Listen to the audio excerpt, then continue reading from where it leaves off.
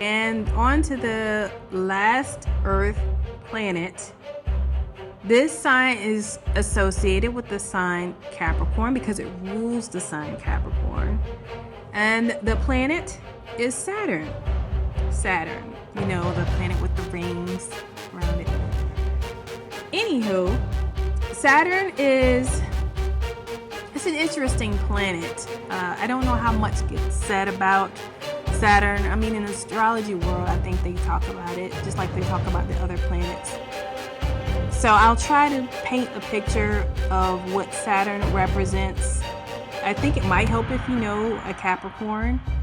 And if you know a Capricorn or have a Capricorn in your life, more than likely, you'll probably run into some Capricorns in your work environment. And what I've noticed that many of them do end up in leadership roles, as in becoming supervisors and managers. I don't know if I can't remember if I've said this on another episode or not, but almost all of the managers I've ever had were Capricorns. And they were usually women. So Capricorns tend to, they're very big on the social, climbing up the social and the corporate ladder. They're big on that. And they're usually pretty supportive of other people that try to do the same thing. But when it comes to Saturn, knowing that about Capricorn, that kind of helps you understand what Saturn is about. Saturn is about hard work and discipline. It's about not cutting any corners. You can't cut corners. As a matter of fact, when Saturn's involved, whether it's with a progression or some type of transit or something like that, you're not going to be able to cut any corners. Saturn doesn't allow that. Saturn is about repetitive action, being dedicated to a task. It's the routine of coming to work or showing up and doing the same thing over and over again in order to reach a specific goal. Saturn can be an authority figure in your life or in your career, the company you work for. Saturn is about perseverance, putting forth the effort needed, like I said before, to accomplish some type of goal. And it's important. You have to do it. You may not always like it. It may not always be fun. We may even get tired of it sometimes. But with Saturn, we realize, we understand that this is the area where we're going to have to do the work in order to see any fruits to our labor. I once read something that said wherever Saturn is in your chart, that's where your insecurities are. I think there might be some truth to that.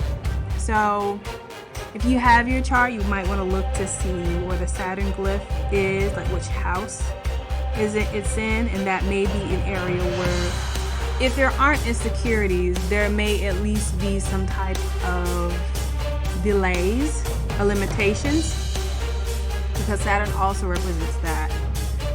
Being limited in some way, not being able to do something as quickly as you would like, or just in general, like maybe you're working on getting a company off the ground this year and something comes along and it prevents you from doing it the way that you want to do it. You end up doing it, but you have to put in the hard work, have to be dedicated and disciplined, and it may be a few years off from where you want it to be. Saturn is good for that.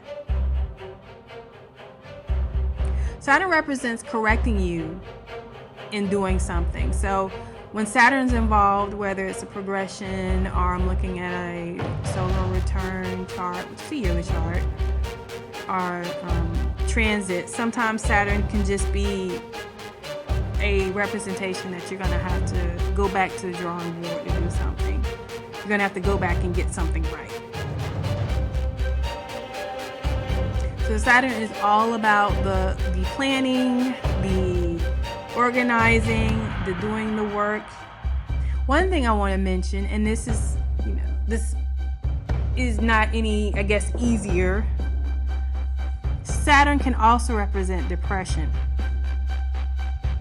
And I guess if you tie it to insecurity in some way, then I guess depression might be the next step, right?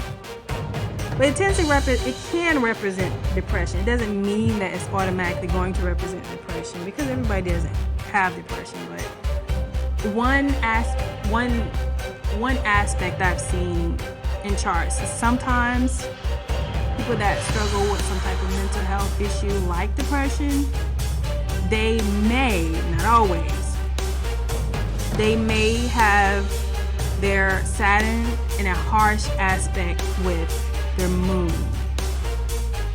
And we'll talk about the moon in the next episode to explain what the moon is about. And then it'll probably make sense why depression can sometimes appear when a person has that aspect.